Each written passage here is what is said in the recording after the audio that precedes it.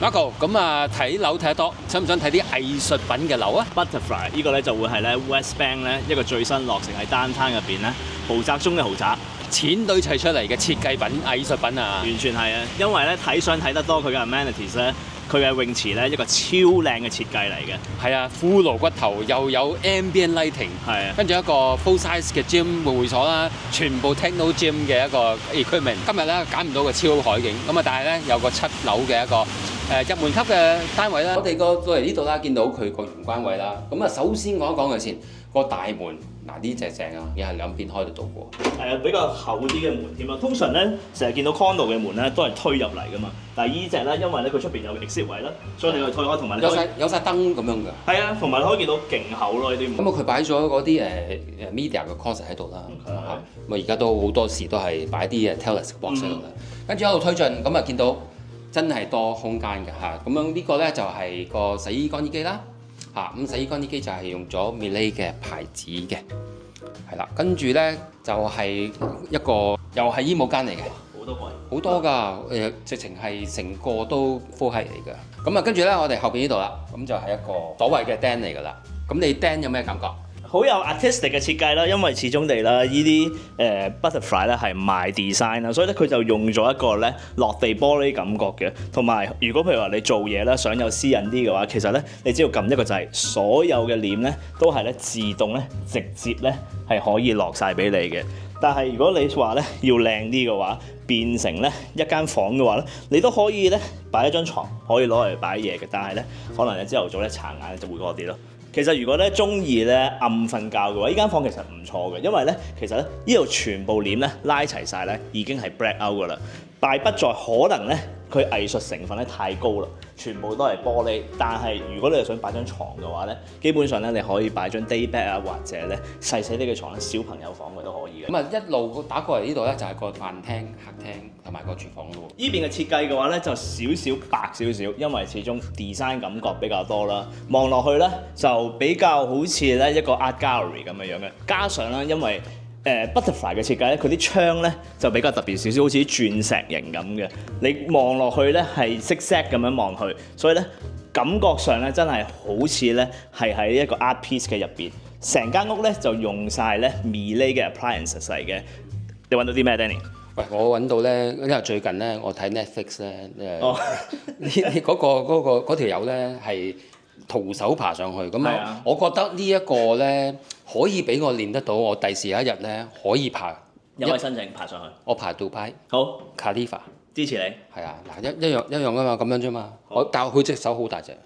OK，咁啊講廢話講完啦。咁啊查實呢一個嗰個設計咧都幾好，因為咧佢有啲藝術喺度。總之我哋成日呢一個今集咧就係成日係要諗住係藝術出發。冇錯。廚房嘅話咧，所有嘢咧唔係淨係咧好似平時大家見到嘅 condo 咁嘅 quality 啦，版面咧就比較厚少少，同埋咧始終係兩房單位啦，住 condo 最罩嘅就係咩 storage 比較少。佢咧全部都用盡晒所有嘅空間，個單位咧全部咧就9尺樓底，同埋咧有個 full size 嘅 pantry， 中意擺任何零食啊、乾瑤柱、花膠、海味任何嘢你都可以擺到。另一面咧，你以為呢一個定係 pantry？Sorry 啦，呢個咧就係咧成個24寸嘅雪櫃咧就喺隔離嘅，全部咧都用晒表現，所以望落去咧 backsplash 咧基本上係無縫嘅，抹咧都會抹得比較方便。呢個台面咧都係一個薄嘅質地，如果冇錯嘅話，應該係 Dancon 嗰隻咁樣嘅 material 嚟嘅嚇，都係 granite 啦。我覺得佢用嘅料係真係藝術多，同埋咧因為單位始終都係細，偏向細嘅，咁樣佢就擺咗好多反光嘅物料啦。嗱，佢呢個全部都係一啲玻璃再黐上去嗰個櫥櫃嗰度啊，呢啲都係咁樣亦都係睇到啦。頭先我講嘅石面都係用一個一體式嘅。咁有個星盤配翻啲磨砂金嘅感覺嘅hardware啦。咁啊飯廳方面你有咩嘅睇法咧？精緻得嚟咧，夠位擺張飯廳喺度食嘢，因為始終地啦住單攤嘅話，好多時候大家都係 Uber Eat 啊，或者咧飯團叫外賣比較多噶啦。基本上你呢邊咧唔使煮飯嘅，可能你煮塊牛扒，跟住坐喺度食飯，燭光晚餐，兩個人舒服啦，因為你望住個景觀。我去個廳度睇埋佢點樣佈置個廳啦。咁嗱，而家擺咗個2人梳化加個單人座啦。咁電視會擺邊度啊？電視呢度插頭全部俾晒你，同埋有幅牆啦。如果呢邊掛65寸嘅話咧，都可以擺晒喺度嘅。同埋咧特色少少啦，因為佢走咧比較係簡約風格咧，電掣咧係唔同位嘅，好多電掣嘅插頭咧其實咧係啊，其實就喺個底度嘅，直接咧開咧，呢啲比較係commercial 會先見到嘅嘢啦。好似 Office 嗰啲多啲。係啊，同埋咧就會係咧，你可能咧拉窗簾咁大塊窗簾點拉咧，但係唔使驚。頭先佢手動嘅喎。係啊，呢一隻嘅話喺個廳咧，全部咧就係電動嘅，撳個掣就直接咧。基本上，如果你拎埋去智能家居咧，咁樣成個嘥晒。嗌 Alexa 咧，可以直接幫你開閂添。咁樣都幾好喎，都方正嘅，係啦，係唯獨係嗰個飯廳或者就會窄咗少少。係啦，但係都擺到一張大啲嘅 sofa，L 字型都可以。嗱，我哋咧入去咧個房咧就係呢邊嚟嘅，咁啊係一個主人房嘅規格啦。咁啊入到嚟，咁啊會見到而家咧係有少少氣氛啊，係嘛？係啊。咁我覺得係爭緊啲燈嘅。咁但係咧藝術呢家嘢咧，或者係條毛咩？我哋我哋條毛嘅啫。咁我哋呢度咧就會見到後邊啦，佢會有個balcony。不如我哋出去 balcony 睇睇喎。好啊。有咩唔同咧？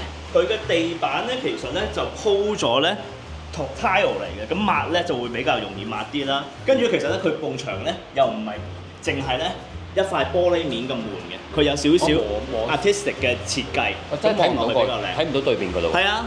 咁啊，同埋佢做晒成幅面啦。咁嗱，有辣有唔辣啦。好多人都唔中意磨砂玻璃嘅，咁又好中意獨立嘅露台。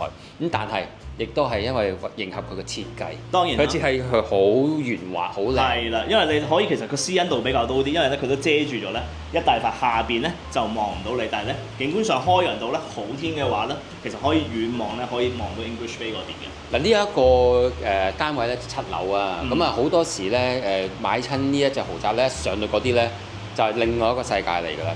睇到 English Bay 或者睇到 North Shore Mountain 嗰啲價錢一定唔同啦，係嘛？2到3左右啦。2到3，咁啊我哋陣間探討一下呢一個價錢值唔值得買喎？睇埋間房先。呢間房有少少唔同喎，好少見到有一個咧木整嘅 feature wall。我以為係拉得嘅喎，呢個唔拉得㗎？唔拉得㗎，呢個只係一個 display 啦。望落去咧就好似其實好似泰國嗰啲 resort 咁咧，用啲木嘅 feature 咯。係啊，有 feel 喎，有 feel 喎。行埋入嚟呢邊啦，就係咧女士至愛 closet 位。哇，一大堆嘅 closet 喺度。係啊。磨砂嚟㗎呢啲。銀色嘅玻璃喎。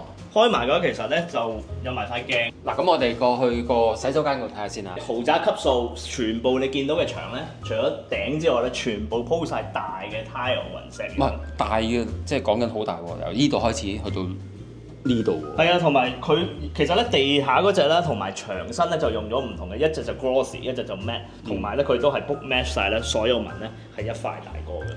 咁就後邊就有2個星盤啦，跟住就有一個圓形嘅星盤設計喎。呢隻比較特色少少啦，好少地方會見到，同埋好少人覺得咧收納空間可能冇咗啦，但係其實咧下邊咧轉一轉咧就可以咧擺到你要用嘅嘢，上邊咧都有其他 medicine cabinet， 石磨台嗰隻咧係一樣嘅，都係咧用咗金色嘅五金，望落去咧就比較靚啲。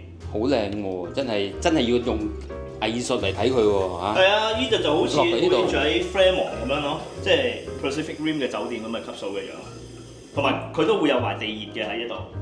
呢度咧除咗浴室咧，其實咧仲有一啲咧比較特色嘅設計咧，就係咧佢側邊呢一邊咧，其實咧都仲有其他收納嘅空間咧，可以俾你擺下廁紙啊或者香薰都可以嘅。同埋咧佢咧就用咗咧一個懸浮嘅廁所嚟嘅，呢隻咧比較少見啲，入牆身啦。呢啲通常咧就係住酒店先會見到咯。地熱嚟㗎咯。係啊，所以你係基本上沖完涼出嚟開住嘅話咧，都唔會凍腳。